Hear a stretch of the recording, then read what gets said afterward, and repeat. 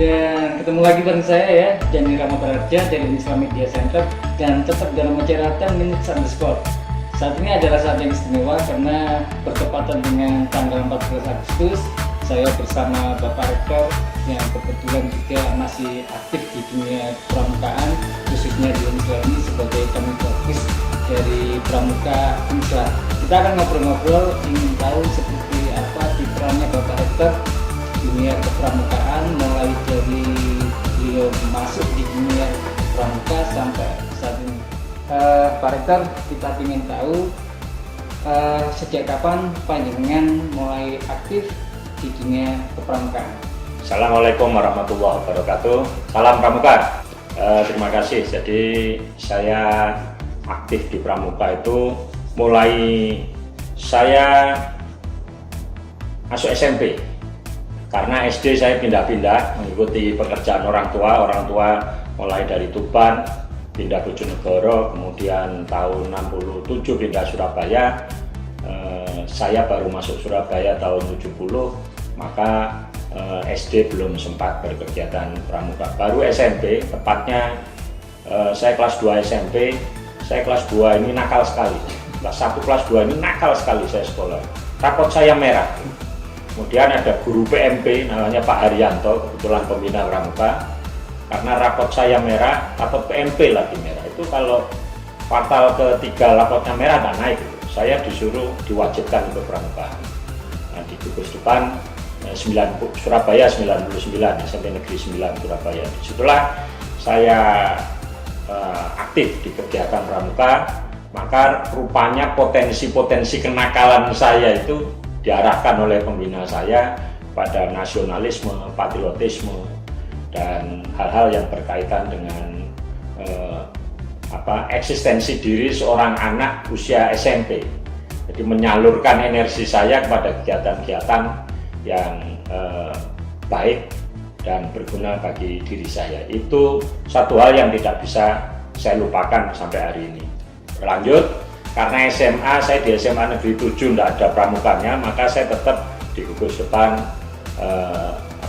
99 di SMP Negeri 9. Baru ketika masuk perguruan tinggi, kami bertemu pada teman-teman dari yang aktif pramuka di masa SMP SMA-nya, maka kami bersama-sama mendirikan gugus depan Surabaya 622, Surabaya 623, Pangkalan Universitas Erlangga, dan di situ saya mulai dari aktif kembali pramuka, kemudian berlanjut ke kegiatan sampai saya masuk pada usia Pandega. Saya dilantik Pandega, kemudian saya ikut kursus mahir dasar, kemudian ikut kursus mahir lanjutan, bahkan sampai kursus pelatih tingkat dasar. Dan saya sempat menjadi pelatih pembina di Warcap Surabaya dan menjadi pamong saka Taruna Bumi di Warcap Surabaya. Dengan perkembangan zaman saat ini, sekarang di era milenial, tentu ada perbedaan-perbedaan mulai dari generasinya, generasi dulu dengan generasi sekarang. Seperti apa perbedaannya anak-anak pramuka yang dulu dengan anak-anak pramuka yang sekarang? Ya, karena sekarang ini zamannya zaman digital, zamannya zaman revolusi industri 4.0. Pramuka itu adalah satu pendidikan di mana pendidikan itu di lingkungan anak itu sendiri. Ada pendidikan di lingkungan sekolah, aturannya demikian ketat, dihitung jamnya, hitung pekerjaannya, sekarang tugas-tugasnya. Ada pendidikan di rumah. Pendidikan di rumah ini penuh larangan, dilarang ini, dilarang itu, harus ini, harus itu. Sehingga dunia anak itu sendiri biasanya berontak.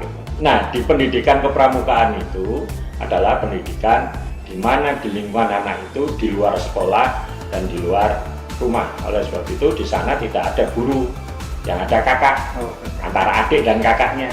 Sehingga kita, apa kesukaan kita? Kalau di usia penegak Pandega, kalau suka naik gunung, ada kegiatan naik gunung. Suka terjun payung, ada kegiatan terjun payung. Suka menyelam di Sakabari, ada menyelam. Nah, itu proses pendidikan. Nah, hari ini itu ditambahi dengan dunia di luar pendidikan di luar sekolah ini diwarnai dengan dunia digital. Nah itu harus ada inovasi-inovasi kegiatan kepramukaan anak sekarang ini, anak milenial ini yang berkaitan dengan digital. Banyak sekali. Kalau zaman saya, Jambore on the air itu pakai pemancar, harus bikinan sendiri 80 meter band dari tabung misalnya. Sekarang ada softwarenya banyak sekali, pakai satelit juga mudah sekali. Sekarang berkomunikasi dengan teman-teman Jambore on the air internasional hanya dengan laptop atau dengan HP bisa. Banyak kegiatan. Morse sekarang banyak aplikasi ya, dan lain sebagainya. Jadi kegiatan sekarang saya pikir supaya tetap menarik, mengandung pendidikan di luar rumah dan di luar sekolah, itu menggunakan inovasi-inovasi dari revolusi industri 4.0 dan digital. Gini Pak Rektor, setahu saya memang sudah lama sekali kegiatan pramuka ini sebelum ada organisasi-organisasi remaja yang bermunculan. Kita berandai-andai seandainya atau sumbangsih pramuka sendiri untuk bangsa ini itu seperti apa Pak Rektor? Sumbangsih kepramukaan untuk bangsa ini luar biasa. Kepramukaan dan pramuka ini tidak terlepas dari sejarah perjuangan bangsa. Di pramuka ini ada di Indonesia. Gerakan pramuka ini sebetulnya kelanjutan dari yang sudah dicanangkan oleh Baden-Powell di Inggris pada waktu itu tahun 1907. Nah, di Indonesia dibawa oleh Hindia Belanda, oleh pemerintahan kolonial Belanda. Waktu itu kalau saya melihat catatan saya, ada namanya organisasi kepemudaan yang ada tahun 1912, namanya cabang Nederlands Pathfinder organisasi. Cabangnya kepramukaan Belanda yang ada di Indonesia itu tahun 1912. Kemudian ini diikuti dengan berdirinya organisasi kepanduan di Indonesia. Waktu itu Mangkunegoro 7 tahun 1916 mendirikan namanya Javans Pathfinder organisasi, jadi organisasi kepanduan Jawa begitulah.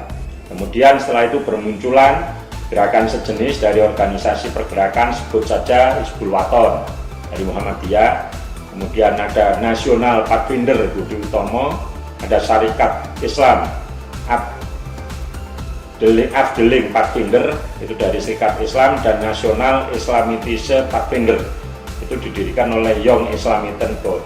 Jadi nilai-nilai patriotisme nasionalisme ini sebelum Indonesia merdeka sudah dilahirkan oleh kepanduan pada zaman itu sebelum Indonesia merdeka. Kemudian setelah Indonesia merdeka, maka baru tahun 41 Badan Pusat Persaudaraan Kepanduan Indonesia mengadakan perkemahan kepanduan Indonesia Umum atau Perkindo tahun 41. Di situ mulai ada benih-benih kita perlu mempersatukan. Dulu gerakan kepanduan ini untuk mendidik anak supaya terampil, cerdas, aktif, kemudian nasionalisme tinggi, punya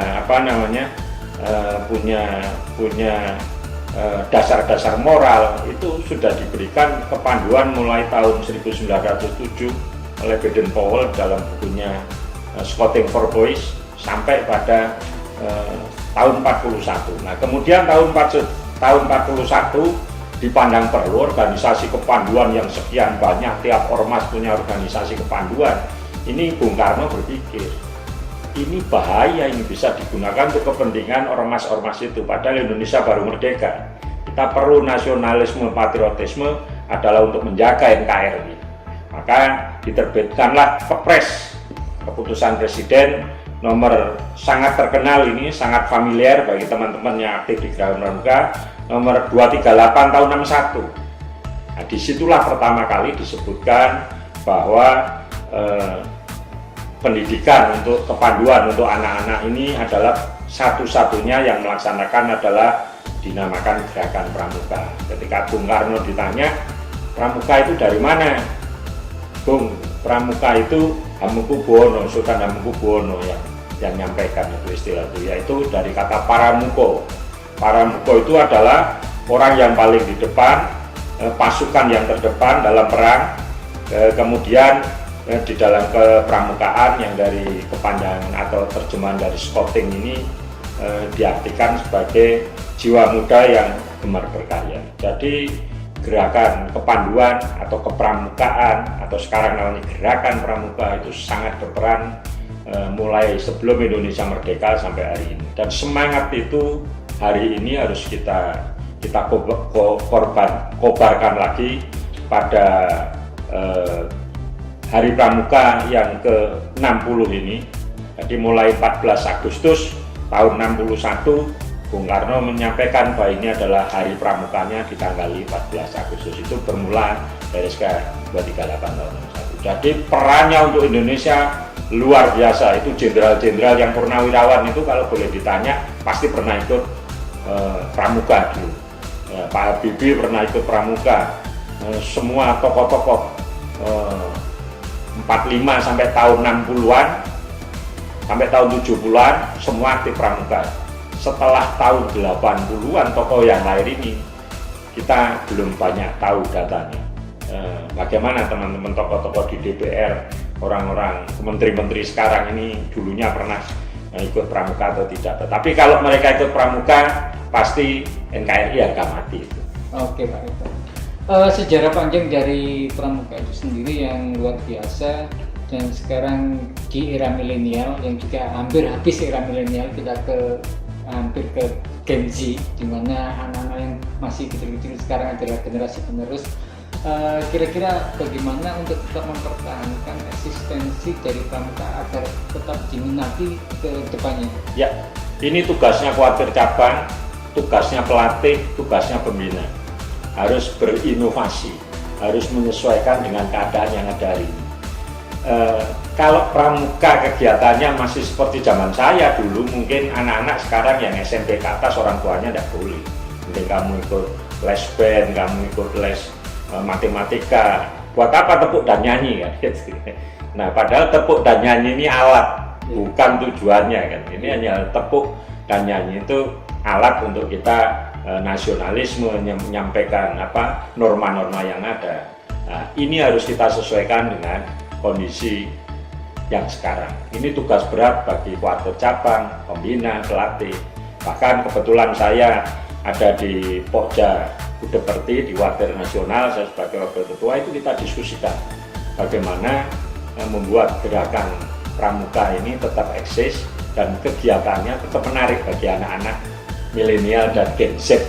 Kalau tidak, pramuka tinggal nanti. Untuk kedepannya Bapak, harapan pramuka sendiri khususnya juga nanti di UKM pramuka yang ada di Unisla itu seperti apa? Ya, itulah dulu adanya gugus depan di perguruan tinggi. Gugus depan perguruan tinggi ini diharapkan menjadi persemaian pembina-pembina, persemaian pelatih-pelatih, persemaian para pengurus kuartir yang akan datang. Nah, dengan gugus depan yang ada di perguruan tinggi, maka anak-anak, teman-teman mahasiswa ini ada sarana untuk berdiskusi. Selalu berdiskusi bagaimana yang terkini. Justru kita harapkan gugus depan pramuka yang berpangkalan di perguruan tinggi ini melahirkan masukan-masukan mengenai inovasi kegiatan-kegiatan. Sayangnya tidak semua perguruan tinggi punya gugus depan. Tidak semua Pak ya? Karena yang punya gugus depan itu selain mahasiswanya gila, pembinanya gila. Belum tentu padinya gila. Gilanya apa? Mahasiswa ini ketika ngajak temennya pramuka pasti diketawai. Iya. Ngapain kamu ikut tepuk dan nyanyi, sudah mahasiswa kan? Padahal di situ banyak nilai-nilai kegiatan yang bisa kita lihat dengan metode dasar kepramukaan, maka kegiatan-kegiatan itu jadi menarik. Menarik bagi siapa? Menarik bagi peserta didik di usianya itu. Kalau penggalang ya menariknya lari-lari, nyanyi-nyanyi. Kalau siaga. Kalau penggalang ya sudah koyok tadi abring itu wah dijak glosor-glosor. Kalau penegak beda lagi. Kalau pandega diskusi-diskusi, adu argumentasi, bagaimana nasionalisme, bagaimana keterampilan. Satu contoh aja. Kalau di penggalang tali temali diajarkan dua tali yang sama besar disambung dengan tali mati, simpul mati, itu tidak akan lepas. Bagi seorang penegak apa? itu digunakan untuk meluncur dari pohon ke bawah atau dari bawah naik ke atas. Dengan keyakinan karakter yang sudah dibentuk, percaya pada aturan itu, dia berani. Bagi Pandega, Pak, ketika filosofinya tali temali, ketika aturan itu kita pakai, insya Allah jalan itu akan benar kita lalui. Nah, itu yang jarang didiskusikan oleh teman-teman. Mudah-mudahan Gus Depan Perguruan Tinggi ini kita harapkan dalam hal ini termasuk Unisla ini Gus Depan Perguruan Tinggi kita bangun. Pertama adalah wadah bagi anak-anak penegak Bantara. Setelah masuk mahasiswa dia akan pada usia penegak laksana, dan pada Pandega ada wadah untuk itu, ada wadah untuk diskusi, mengembangkan diri, dan wadah bagi kuartir, dewan kerja kuartir, pembina, pelatih, untuk nanti persemaiannya ada di Gus Depan Perguruan Tinggi. Terima kasih Pak Rektor, karena memang acaranya cuma 10 menit, ya, jadi sudah banyak sekali yang disampaikan, dan kita harap itu bisa memberikan wacana, wawasan bagi pramuka-pramuka yang ada di Unisla dan yang ada di Indonesia khususnya. Mungkin ada ucapan untuk selamat Hari Pramuka, silakan Pak. Ya, salam Pramuka, selamat Hari Pramuka yang 60. Mari kita berbakti tanpa henti. Terima kasih. Assalamualaikum warahmatullahi wabarakatuh. Salam Pramuka. Oke, selamat, terima kasih. Tetap stay tune di Unisla Media Center dan nantikan tayangan-tayangan berikutnya. Kita akan mengupas segala kegiatan yang ada di Universitas Samosir. Terima kasih. Wassalamualaikum warahmatullahi wabarakatuh.